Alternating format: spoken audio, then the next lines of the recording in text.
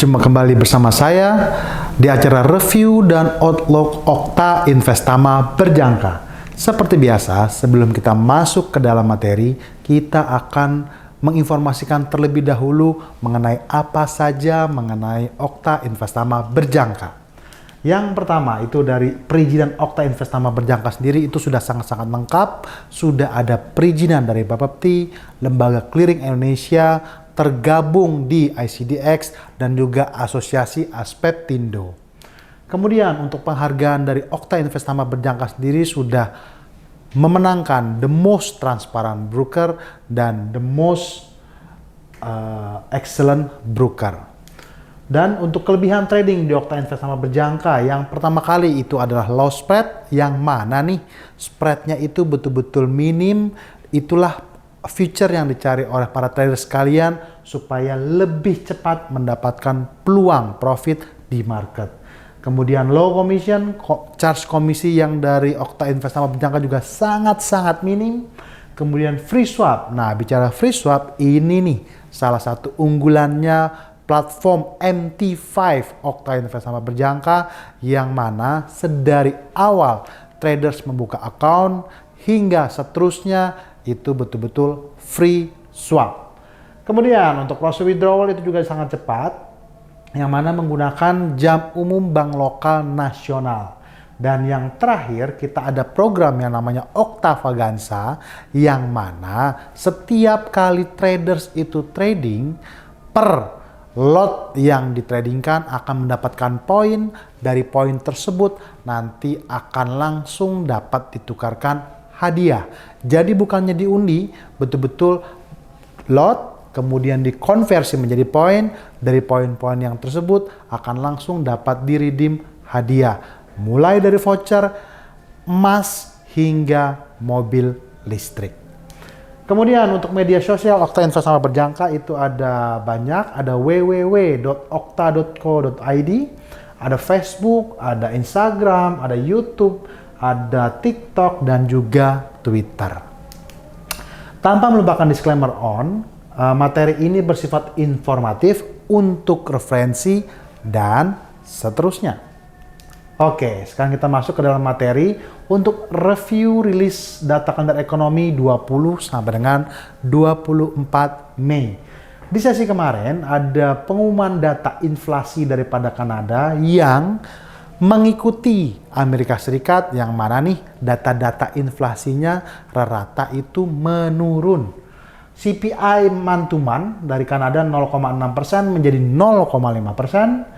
Kemudian median CPI year on year dari 2,9% menjadi 2,6%. Trim CPI dari 3,2% menjadi 2,9%. Kemudian di sesi hari Rabu itu juga ada pengumuman suku bunga daripada Bank Sentral New Zealand yang dirilis tetap dari level 5,5% menjadi 5,5%. Tetapi ada cukup yang menarik, ada hal yang menarik untuk informasi seputar Bank Sentral New Zealand, dikarenakan ada pernyataan atau statement dari Gubernur Bank Sentral New Zealand Adrian Orr yang mengatakan bahwa untuk pemotongan suku bunga daripada Bank Sentral New Zealand bisa jadi akan baru dilakukan di kuartal ketiga tahun 2025. Nah, seperti kita ketahui bahwa untuk tensi pemotongan suku bunga sebetulnya untuk Amerika Serikat sendiri itu berada di bulan September dan bulan Desember. Sedangkan untuk ECB atau zona Uni Eropa itu berada di bulan Juni atau di bulan Agustus. Dan untuk BOE atau Bank Sentral Inggris itu adanya di bulan Juni ataupun September. Nah, kalau untuk Bank Sentral New Zealand ini ada pengecualian ya, itu di bawah lagi-lagi ditekankan bahwa untuk pemotongan baru akan dilaksanakan di kuartal ketiga tahun 2025. Bahkan masih ada wacana untuk kenaikan tingkat suku bunga 1 kali lagi untuk Bank Sentral New Zealand. Nah, untuk sesi Rabu juga masih ada data inflasi daripada Inggris yang mengalami penurunan dari level 3,2% menjadi 2,3%. Dan di sesi Kamis itu ada FOMC meeting minutes yang secara garis besar bahwa banyak pejabat-pejabat Fed yang menyatakan bicara mengenai suku bunga yang terjadi di Bank Sentral Amerika Serikat sekarang ini itu adalah higher for longer. Dalam artian tingkat suku bunga tinggi yang ada sekarang bisa jadi akan berada di waktu yang cukup lama dikarenakan tensi pemotongan suku bunga di bulan September, di bulan Desember itu masih akan melihat rilis data inflasi sedari bulan Juni, Juli, Agustus. Kalau 3 bulan tersebut itu memang menurun, dapat dikatakan bahwa fix untuk bulan September suku bunga Amerika Serikat baru akan terjadi pemotongan. Tetapi apabila ternyata kembali memanas, dapat dikatakan untuk pemotongan suku bunga Amerika Serikat di bulan September bisa jadi akan tertunda. Nah, kemudian untuk di sesi Kamis itu juga ada banyak seputar data PMI dimulai dari Prancis, Jerman, Inggris sampai dengan Amerika Serikat. Dan untuk retail sales daripada Inggris itu juga dirilis sangat melemah dari level minus 0,2% menjadi minus 2,3%, dan revised YoY consumer sentiment itu mengalami penguatan dari 67,4 menjadi 69,1. Nah, secara keseluruhan dari rilis data ekonomi berjalan, terutama berdasarkan FOMC meeting minutes, dapat dikatakan statement hawkish dari para pejabat Fed akhirnya menguatkan greenback, yang penguatan tersebut menyebabkan mata uang Aussie, New Zealand, Euro, Pound, bahkan emas sendiri itu akhirnya terjadi pergerakan koreksi yang cukup kuat sebesar 120 dolar per troy ounce. Nah, untuk Wall Street itu sukses rebound dari penurunan tajam di sesi sebelumnya di tengah berita membaiknya prospek konsumen terhadap inflasi Amerika Serikat. Nasdaq mencatat kenaikan selama 5 minggu berturut-turut dan mencatat rekor penutupan tertinggi. Nasdaq ini memang sedang naik daun ya, karena bicara saham-saham teknologi Amerika Serikat itu beradanya di Nasdaq. Nah, macam Nvidia, Apple, Microsoft, Amazon, Tesla, dan lain sebagainya. Itu adanya di Nasdaq. Oleh karenanya, lagi-lagi kita informasikan, Nasdaq atau Wall Street itu sebetulnya momen yang bagus karena tren positifnya itu betul-betul terbentuk. Oleh karenanya traders tinggal menunggu waktu yang tepat, waktu yang oke, momentum yang oke untuk melakukan posisi buy pada Wall Street. Kemudian Dow Jones, tetapi untuk Dow Jones itu ditutup naik 0,01%, S&P 500 menguat 0,7%, Nasdaq itu naik 1,1%.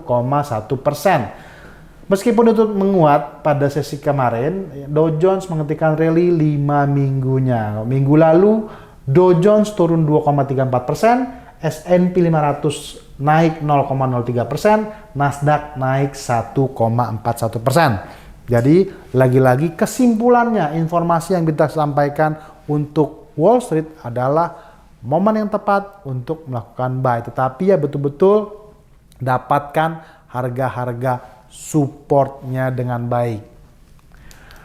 Kemudian untuk minyak, harga minyak naik atau bangkit rebound sekitar 1% di akhir pekan. Namun harga minyak acuan tetap melemah untuk pekan kemarin di tengah kekhawatiran bahwa data ekonomi Amerika Serikat yang kuat akan mempertahankan kenaikan suku bunga untuk jangka waktu yang lebih lama sehingga membatasi permintaan bahan bakar. Seperti yang tidak pernah bosan-bosan kita sampaikan kepada rekan-rekan Okta Trader sekalian, salah satu penggerak harga minyak itu adalah suku bunga. Di mana kalau suku bunga itu tinggi, disitulah biasanya secara normal akan menyebabkan transportasi atau distribusi minyak itu akan mengalami hambatan. Dikarenakan pengusaha biasanya itu cenderung melakukan pinjaman kepada bank. Kalau suku bunga banknya itu masih sangat tinggi, disitulah akhirnya untuk pengiriman minyak menjadi terganggu. Kemudian pekan kemarin, Brent ditutup 2,1%, harga minyak turun selama 4 sesi berturut-turut di minggu lalu. Penurunan terpanjang sejak 2 Januari, sedangkan WTI melemah 2,8% untuk minggu lalu. Di poin ketiga, inilah yang paling penting, suku bunga yang lebih tinggi meningkatkan biaya pinjaman yang dapat memperlambat aktivitas ekonomi dan mengurangi permintaan minyak. Jadi ya memang ya untuk pembelajaran ke depannya, ingat kalau suku bunga tinggi, disitulah biasanya akan terjadi hambatan untuk pergerakan harga minyak naik ke atas. Tetapi jangan lupa, bukan sekedar suku bunga, tetapi ada geopolitik dan OPEC+. Dan di poin ke terakhir, pasar sedang menunggu pertemuan online kelompok OPEC Plus di tanggal 2 Juni untuk membahas apakah akan memperpanjang pengurangan produksi minyak secara sukarela sebesar 2,2 juta barel per hari. Jadi fokus utama untuk minyak memang sebentar lagi ya kalau dibilang tanggal 2 Juni, karena sekarang aja sudah tanggal 27 Mei. Jadi 2 Juni itu tinggal ya dikatakan sudah menghitung hari, tinggal 5 hari. Nah, jadi fokus utama untuk pergerakan harga minyak berada di tanggal 2 Juni. Nah, untuk emas, harga emas menguat pada perdagangan Jumat seiring dolar Amerika Serikat yang melemah. Akan tetapi sebetulnya selama sepekan kemarin, harga emas menuju kinerja mingguan terburuk dalam 5,5 bulan. Kok bisa? Ya bisa dikarenakan itu dia pernyataan hawkish dari para pejabat Fed di FOMC meeting minutes. Disitulah yang akhirnya menimbulkan lagi kekuatan greenback, menimbulkan lagi tekanan pada harga emas. Harapan menurunkan suku bunga oleh bank sentral atau The Fed melemah.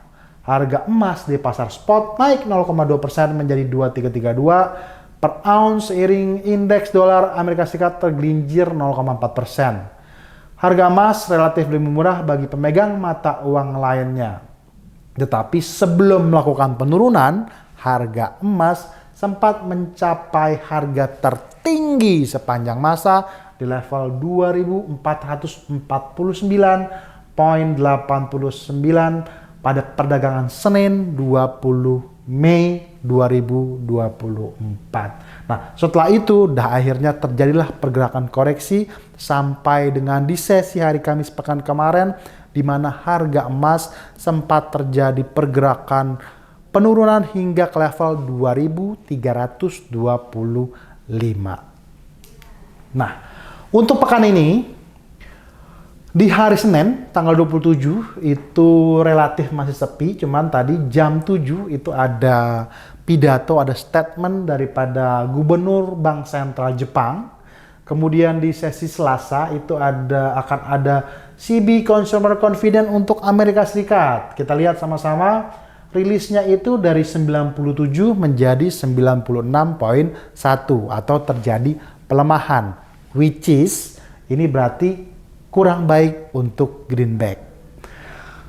Di sesi Rabu itu akan ada pengumuman inflasi untuk Australia, mengikuti Amerika Serikat dia terjadi penurunan dari 3,5% menjadi 3,4%. Kemudian Jerman juga ada prelim CPI dari 0,5% menjadi 0,2%. Inflasi menurun, ya otomatis karena apa, kan harga minyaknya juga menurun. Biar bagaimanapun inflasi negara-negara itu tergantung daripada harga bahan bakar minyak. Jadi ya memang itu segaris lurus, kalau mau inflasinya turun ya berarti harga minyak itu juga harus turun. Nah, kemudian di sesi hari Kamis akan ada prelim GDP daripada Amerika Serikat. Nah, ini menarik nih. Dari level 1,6% menjadi 1,3%. Lagi-lagi terjadi penurunan.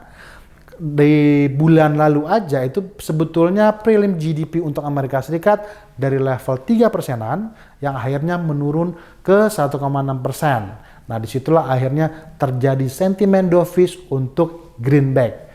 Kita ulang ya, unemployment claims itu juga mengalami kenaikan. Ini jelek untuk Amerika Serikat. 215 ke 218.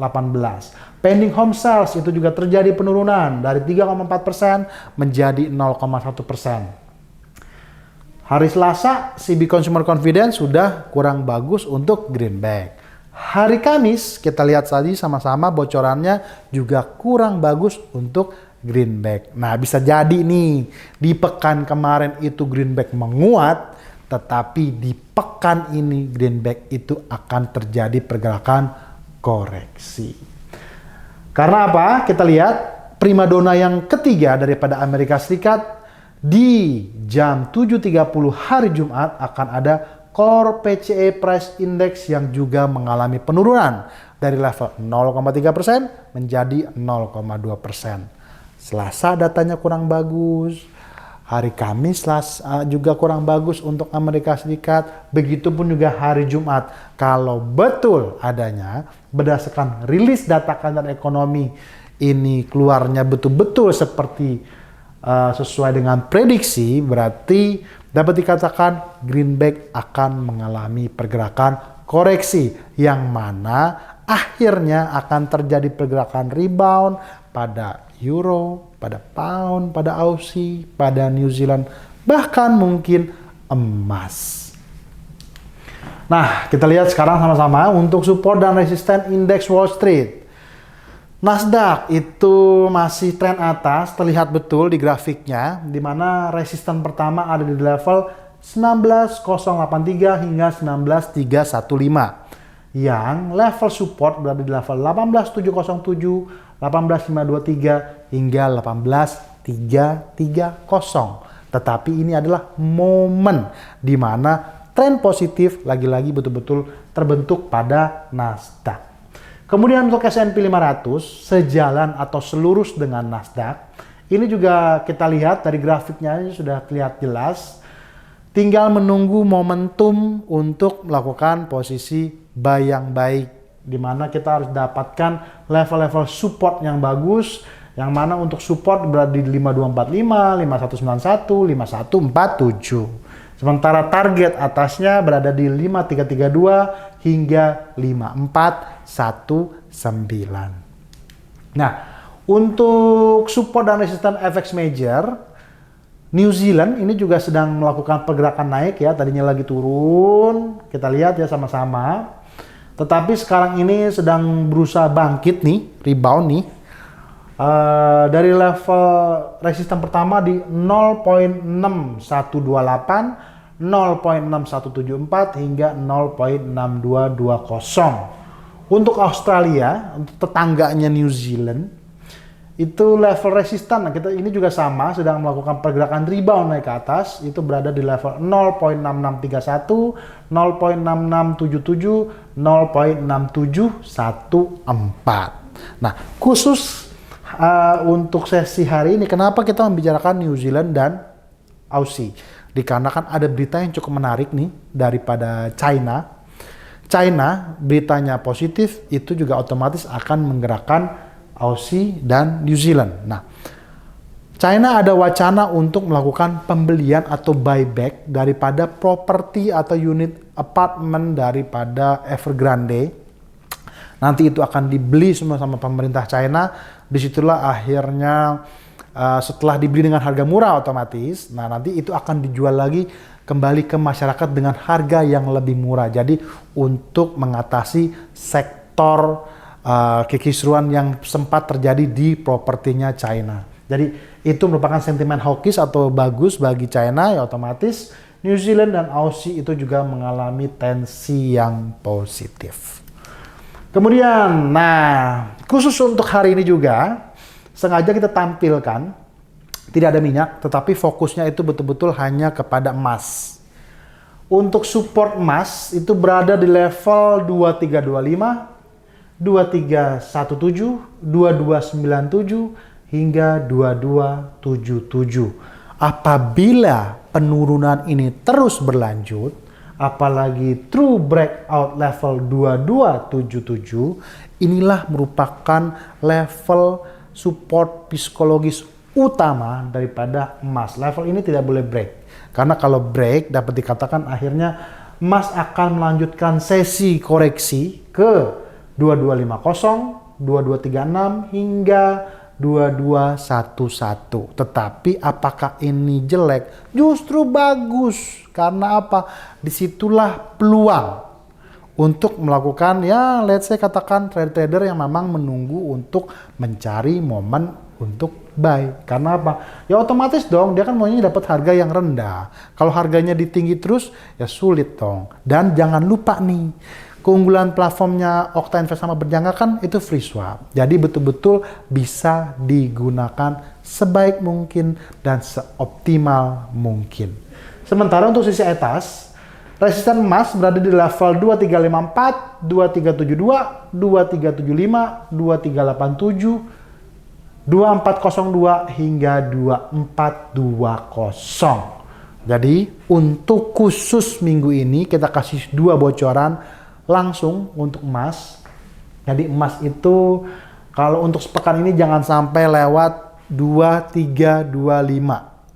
Ya, tetapi yang paling kuat yang harus dijaga itu adalah 2275. Ya, kemudian itu untuk support.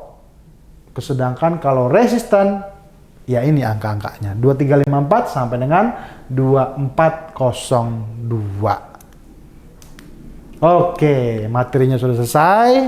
Nggak pernah bosan-bosan kita ingatkan kepada rekan-rekan Okta Trader sekalian pada saat di market, selalu rencanakanlah dahulu tradingan Anda dan bertransaksilah di market sesuai dengan apa yang sudah Anda rencanakan terhadap tradingan Anda.